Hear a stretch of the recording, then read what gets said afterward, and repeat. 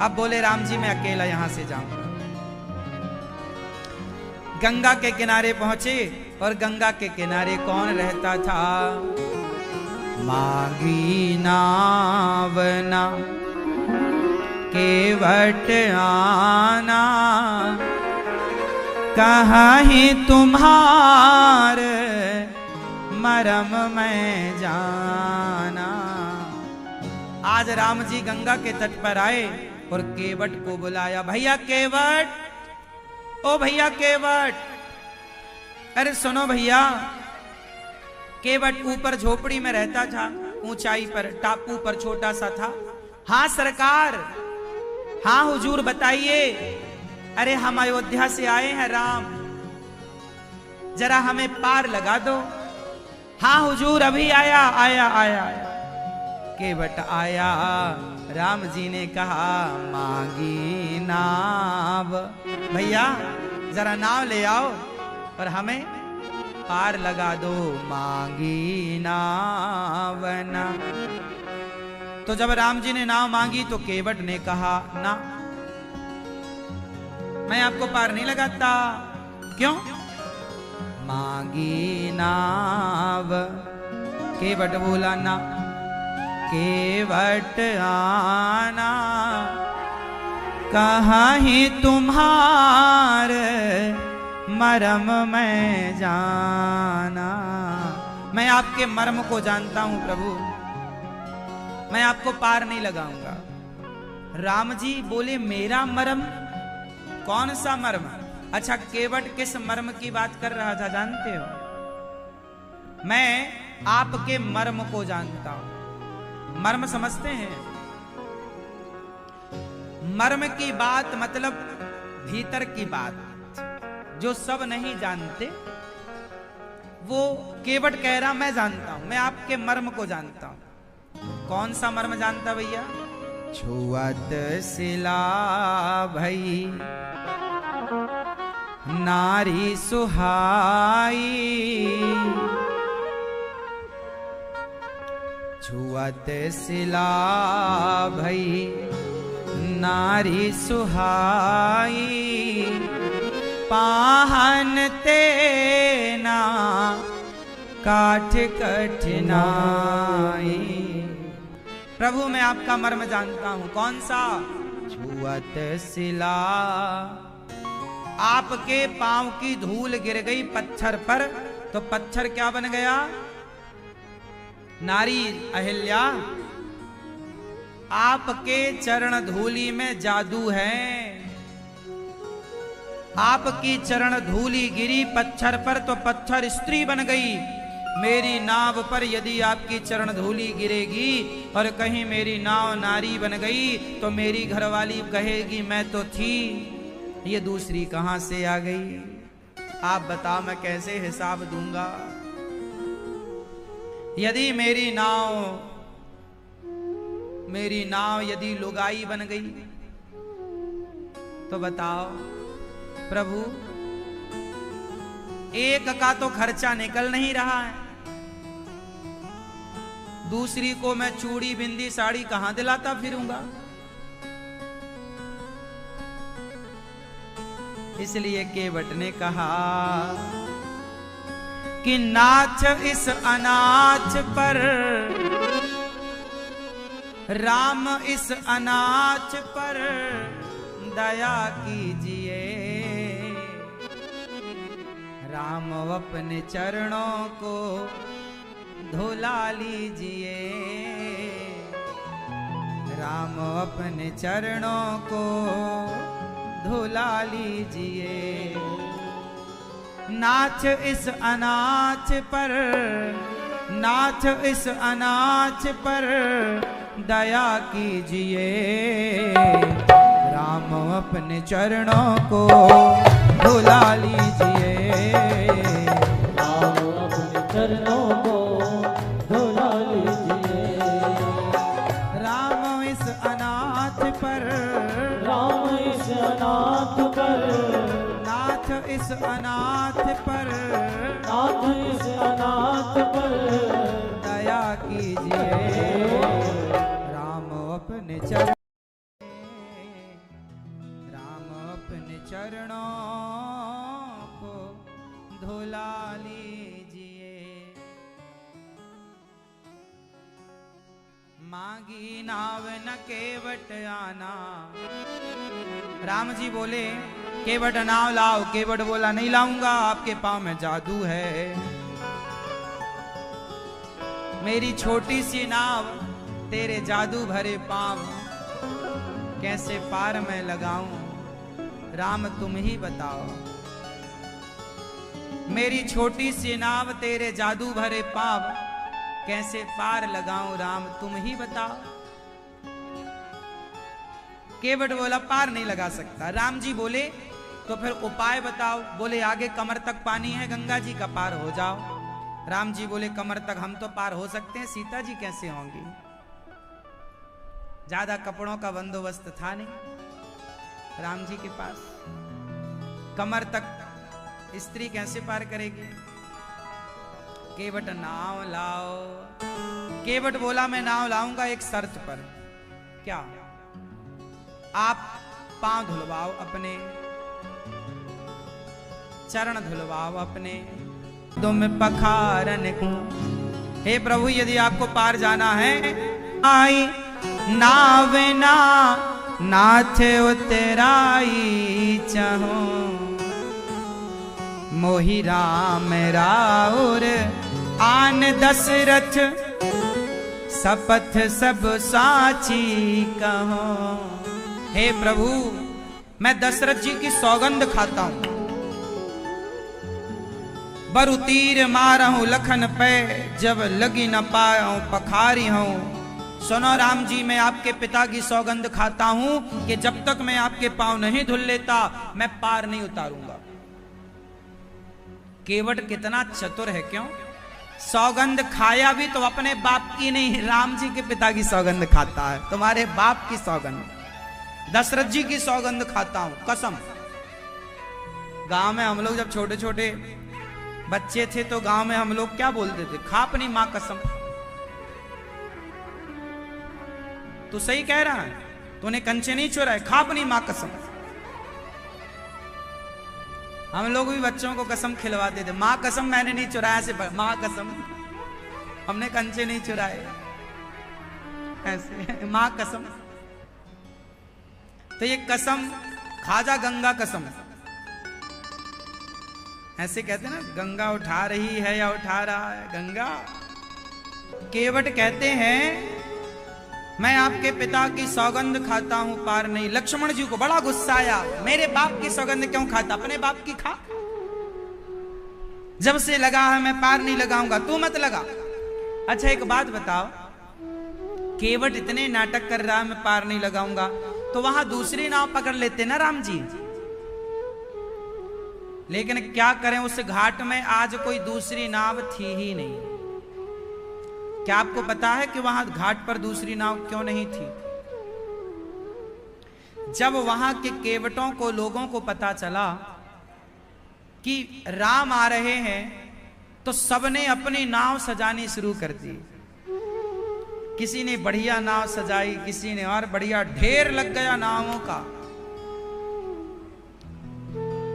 केवट तो घबराया कि बताओ इतनी बढ़िया बढ़िया नाव है, अब राम जी हमारी नाव में क्यों बैठेंगे?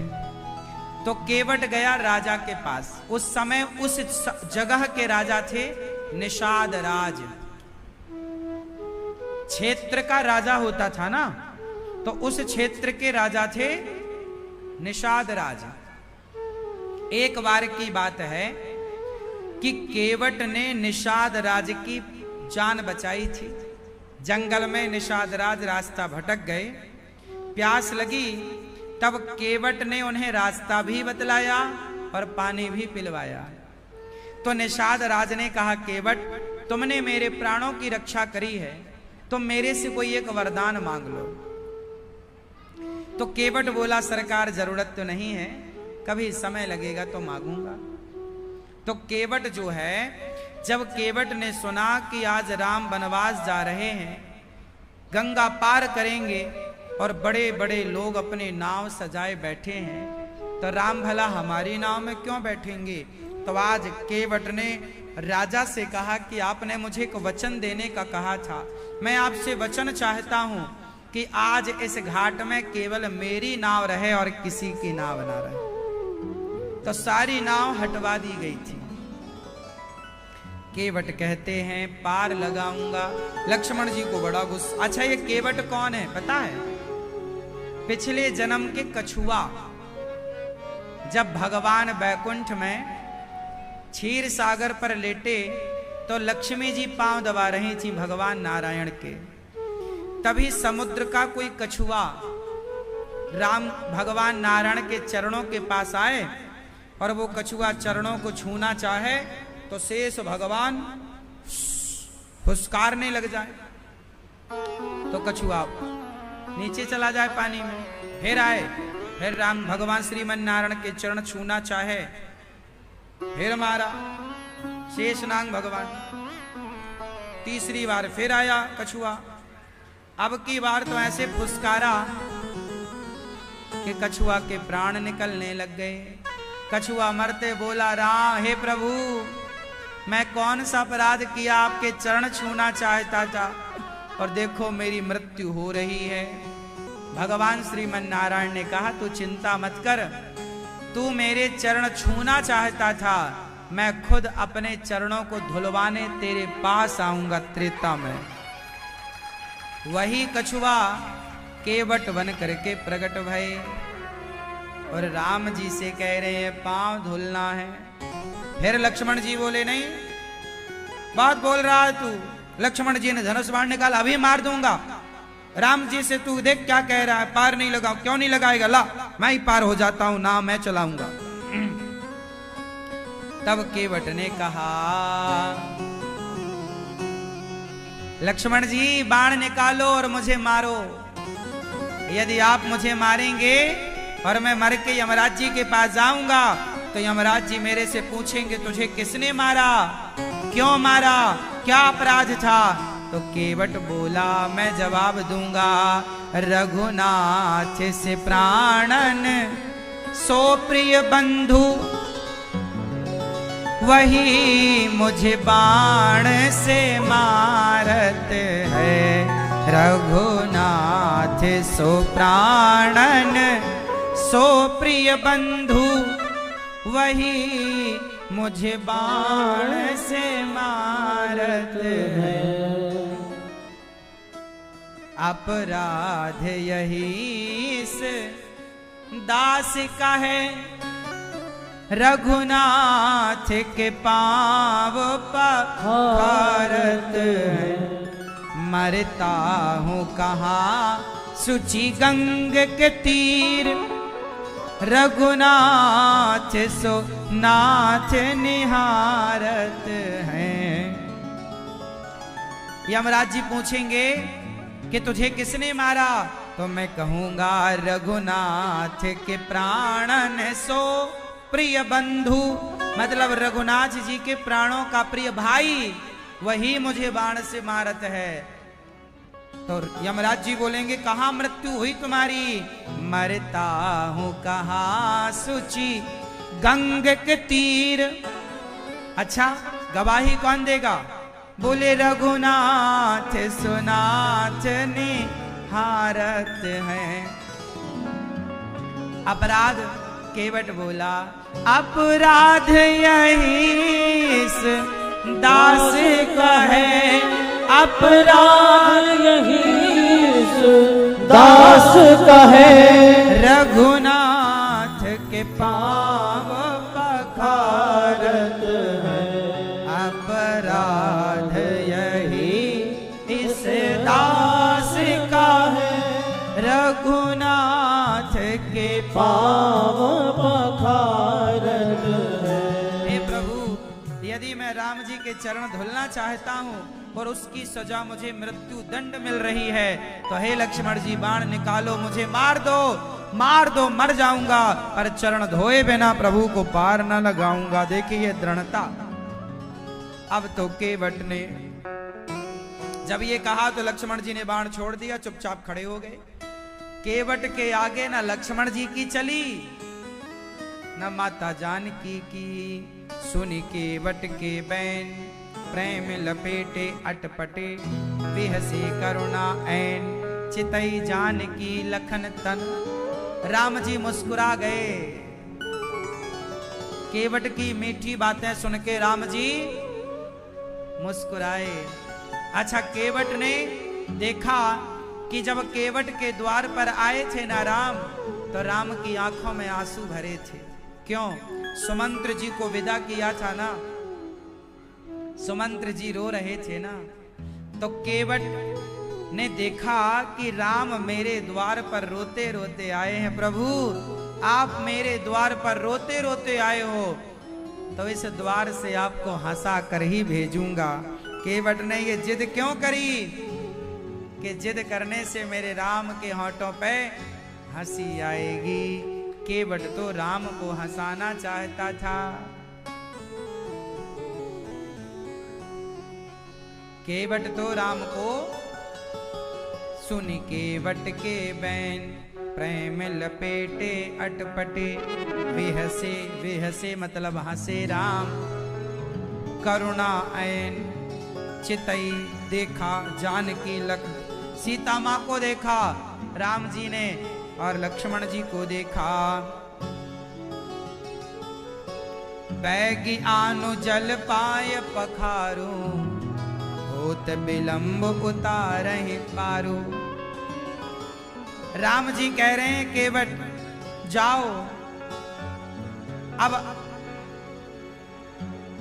तुम पांव धो लो जा। अब राम जी कह रहे हैं केवट राम रजाय सुपावा पानी कठवता भर ले आवा। जब राम जी ने कहा कि धो लो पांव, दौड़ा दौड़ा गया, कठौता में पानी लाया। कठौता और कठौती दो होते हैं। केवट बड़ा चतुर है, लाया तो क्या ले आया? कठौता। कठौती क्यों नहीं लाया?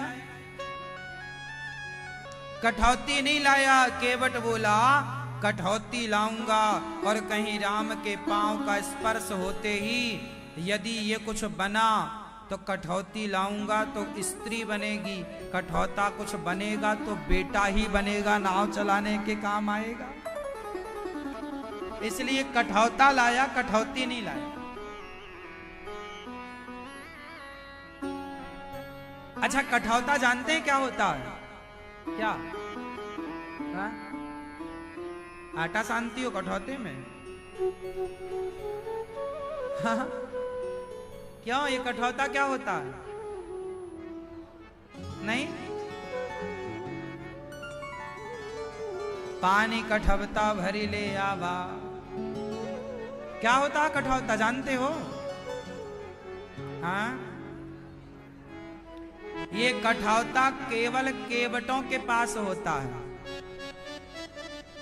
जब नाव में पानी भरता है ना, तो उसी कठौता से उलीचते हैं पानी। उसमें एक हाथ हैंडल होता पकड़ने वाला, और उसमें जैसे आपके घर में वो झाड़ू लगाने वाली, झाड़ू लगा के आप कचरा नहीं भरते हुए, उसमें सारा कचरा भर के फिर फेंक दे, ऐसे ही टाइप का लकड़ी का होता था पुराने जमाने में। वो नाव में पानी भर जाने पर ना उससे उलीछा जाता था, उसे बोलते हैं कठौता। तो केवट कठौता लाया है, कठौती नहीं लाया। कठौता बड़ा होता है, कठौती छोटी होती है। कठौता लाया। कठौता क्यों लाया? कठौता क्यों लाया? केवट बोला कठौता, कई बार तूने मुझे डूबने से बचाया।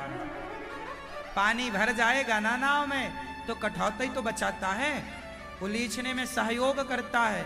कठौता बोला, केवट बोले कठौता, तूने मुझे कई बार डूबने से बचाया है, आज मैं भी तुझे डूबने से बचाऊंगा। राम के काम जब तू आएगा तो सदा सदा के लिए अमर हो जाएगा, इसलिए आज तक उस कठौते का नाम आता है। अब आप लोग तो भूल भाल भी गए कठौता क्या चीज है। ये सब पुरानी भाषा थी। कठौता राम जी को केवट आया, एक पात्र में राम जी के चरण रखा और पानी कठौते से डाल रहा है। राम जी के चरण धुल रहा है केवट। और केवट कैसे चरण धुल रहे हैं? चरण धुल धुल के हाथ से घिस रहे हैं और ऐसे हिला रहे हैं, राम जी को गिर जाएंगे। राम जी बोले भैया मैं खड़ा हूं तो गिरा देगा क्या केवट? हिला रहा है राम जी को, पांव में झूले जा रहा है, हिड़ोरा समझ रहा है पांव को। हिड़ोरा समझते हैं? क्यों हिड़ोरा समझते हैं? हिड़ोरा नहीं जानते बेटा? नहीं, आवाज के बच्चे क्या हिड़ोरा जानते हैं? ये तो बच्चे नहीं हो आप। हिड़ोरा जानते हो? क्यों हिड़ोरा जानते हो? ये गांव की भाषा है। पहले गांव में मेला लगता था ना, तो मेला में बड़े बड़े झूले आते थे, तो हमारे गांव में कहते चलो बहुत बड़ा हिड़ोरा आया है उसमें झूल आते हैं। हिड़ोरा मतलब झूला। गांव की भाषा में हिड़ोरा क्या बोलते हैं? झूला। मैं भी गांव में इस भाषा का प्रयोग करता था। मुझे हिड़ोरा झूलने का बहुत शौक था।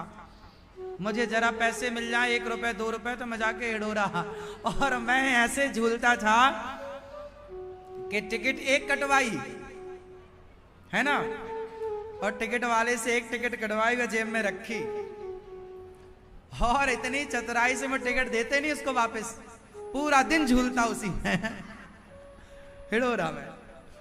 बार बार 2 रुपए मांगता, वो तो पैसे थे नहीं 2 रुपए, बार बार कहां से लाए, तो एक टिकट कटवाए हिड़ोरा की, और बच बचा के टिकट देने से बच गए। एक बार झूला, फिर उतर गए, फिर दूसरी बार वही टिकट ही मान दे, देखो भाई टिकट है, फिर दूसरी बार झूले, और फिर पीछे के रास्ते सर के भाग गए, फिर तीसरी बार भैया टिकट है।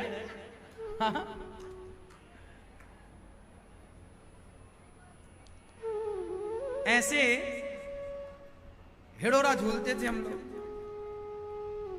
बच्चे तो बच्चे होते हैं, हाँ या ना? हाँ, इस तरह का मस्ती आप लोगों ने की है? खूब झूला झूलते थे। मेला बहुत होते थे पहले, मेलों में झूला, और दुकानों में जाएं, सेठों की दुकानों में मिठाई, इतनी मोटी मोटी मिठाई आती थी। मेला में, चंडी में, गांव में चंडी भरती है साल में एक बार, इतनी मोटी मिठाई, तो बस जाए, भाई मिठाई कैसी है? अरे बोले 100 रुपए किलो। अरे दिखाओ कैसी है। थोड़ा सा खाया, अब बढ़िया है, और दूसरी दुकान उससे भी कहा क्या भाव दिए? बोले 100 रुपए। कहा चिखाओ पहले, खा के देखें कैसी है, थोड़ा उसकी भी खाए। ऐसे 15-20 मिठाई वाले होते थे ना, तो इतने इतने बहुत हो जाती थी मिठाई। अपना खाए और मस्त, लेना वेना कुछ नहीं। ऐसे मिठाई खाते थे, हाँ या ना? बिंदास बचपन जिए हैं हमने अपना। सारे सेठों की मिठाई थोड़ी थोड़ी चीख लेते थे, और चीखने वो थोड़ी सी दे तो क्या, कितना कंजूस थे सेठ यार, थोड़ा ज्यादा तो दे। वो थोड़ा ज्यादा दे तो अपना खाए मस्त आनंद से। और ऐसा भी नहीं, कई बार तो 2 रुपए लेके जाएं और उसको 2 रुपए दिखाएं, ये रहे 2 रुपए, 2 रुपए की मिठाई लेना है, पर पहले चिखाओ। चिखाओ मतलब पहले हम चखाओ, चखेंगे, तो 2 रुपए दिखाएं और मिठाई चख के बोले नहीं लेंगे, फिर दूसरी दुकान का उसको 2 रुपए दिखाए, और उसके भी थोड़ी खाए, और सब मिठाई खा के 2 रुपए जेब में रख के घर आ गए, कल फिर चलेंगे। इस तरह से ये बचपन है। ऐसे बचपन ना, आप लोगों ने ऐसे व्यतीत किया, कुछ आनंद लिए बचपन का? हाँ, बचपन ऐसे ही होता है।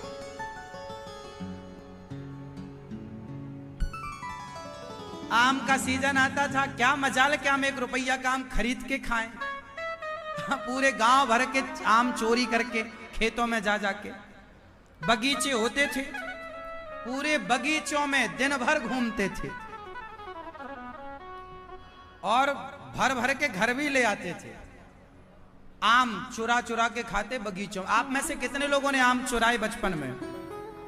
सभी चोर हैं मतलब सब हमारी पार्टी के हैं। आप चोरी किए बचपन में? आम चुरा के नहीं खाया तो कुछ नहीं खाया। क्यों जी? दादाजी आप खाए आम चुरा के? अमरूद बचपन में चोरी करके नहीं खाया तो क्या खाया? वो बचपन भी नहीं जिस बचपन में आम चोरी करके ना खाए गए हो। बचपन तो वही था हमारे टाइम का कि जब आम चोरी करके खाते थे। खरीद के खाए वाले आम में स्वाद नहीं होता। बगीचों, अब तो बगीचे नहीं, अब आप लोग चुराओगी भी कैसे? पहले तो बगीचे घर घर होते थे, हर घर में एक दो पेड़ फलों के लगते थे पहले। अब तो जमाना बदल गया, देख तेरे संसार की हालत क्या हो गई भगवान।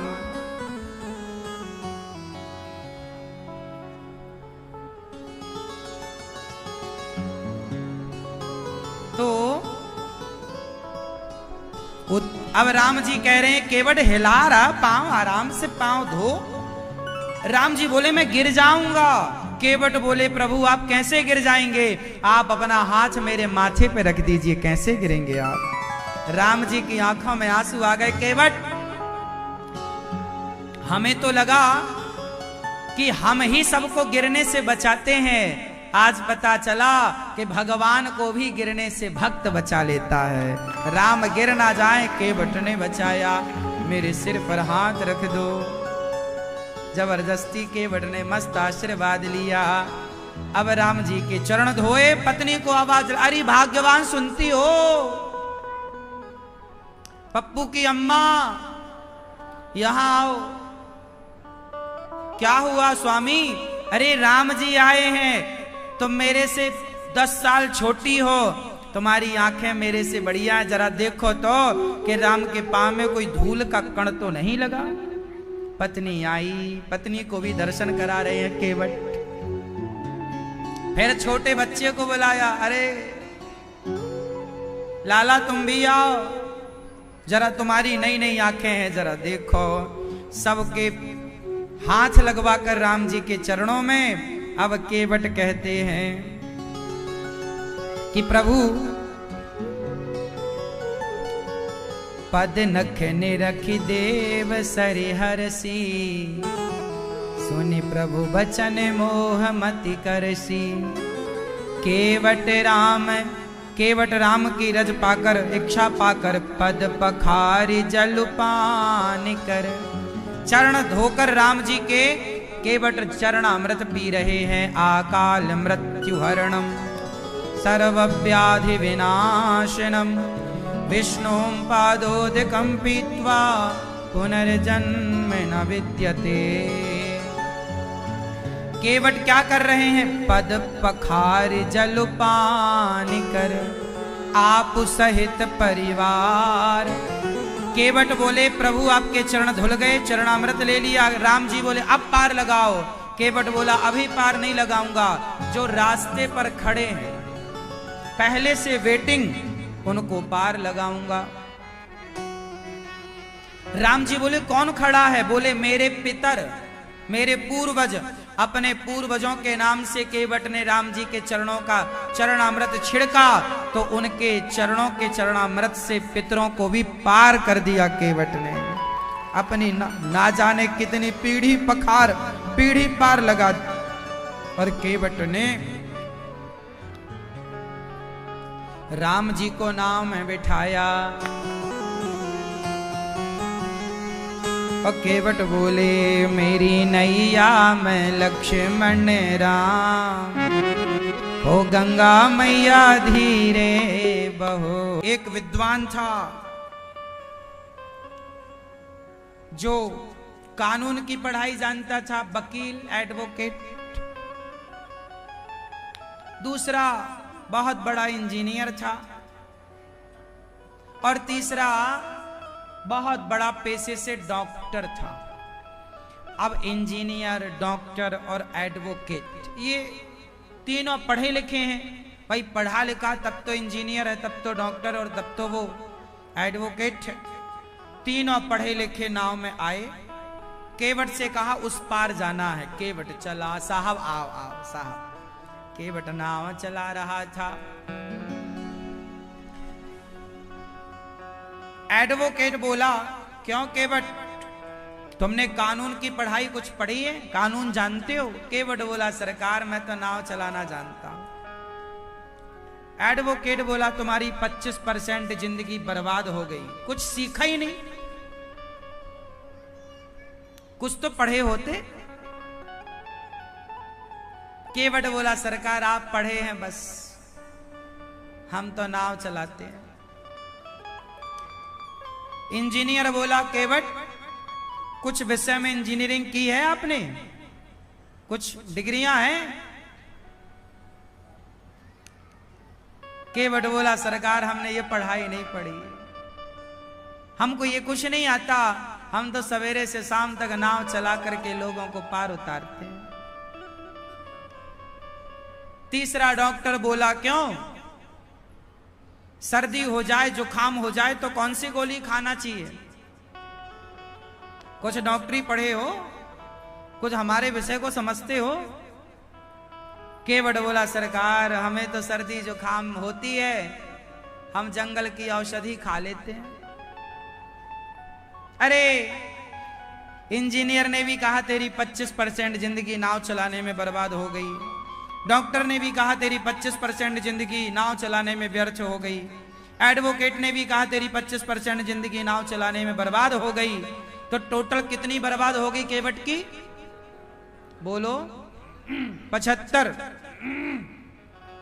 अब केवट बोला, भैया ये बताओ कि आप तीनों में तैरना कौन कौन जानता है?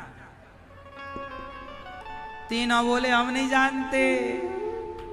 केवट बोला, तो सुनो, तुम इतना पढ़ लिख के आए हो, हमारी तो अनपढ़ हैं हम, हमारी तो 25% डूबी, तुम्हारी तो 100 की 100 डूब गई। छलांग लगाया, पार हो गया, तीनों ज्ञानी डूब गए।